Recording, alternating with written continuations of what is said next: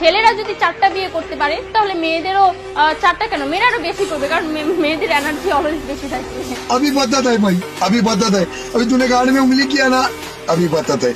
একটা ছেলে যদি 4টা বিয়ে করতে পারে তবে মেয়েরা কেন পারবে না? অবশ্যই পারবে, দেশের সমান অধিকার বলে কথা, তাই না?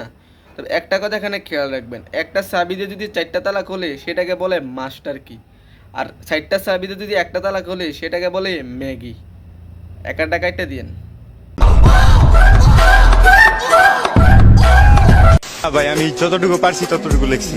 প্রশ্ন মোটামুটি ভালোই, কিন্তু পরীক্ষা মোটামুটি সবারই ভালো হয়েছে, কিন্তু একটা মিস পড়ছিল, কিন্তু সব ছেলেরা পরীক্ষা বাদ দিয়ে মিসের দিকে তাকাচ্ছিল, এই কারণে পরীক্ষা হয়তো খারাপ হইতে পারে। কর্তৃপক্ষের দৃষ্টি আকর্ষণ করছে, পরীক্ষার ফলে সুন্দর ম্যাম দেওয়ার আগে একটু সাবধান হয়ে যাবেন, তাহলে ছেলেরা ঘন্টার পর ঘন্টা ম্যাম দেখতে দেখতে পার করে দেবে, পরীক্ষা দিবে আমার কচু।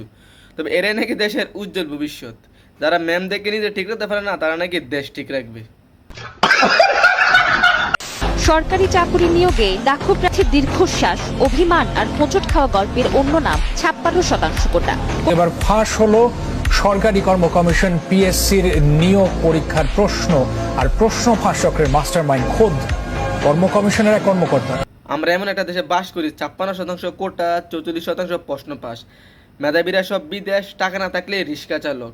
এদেশে চাকরি পেতে হলে টাকার পাশাপাশি মামা খালুরও প্রয়োজন, তা না হলে চাকরির নামক সোনার হরিণ আপনার জন্য না।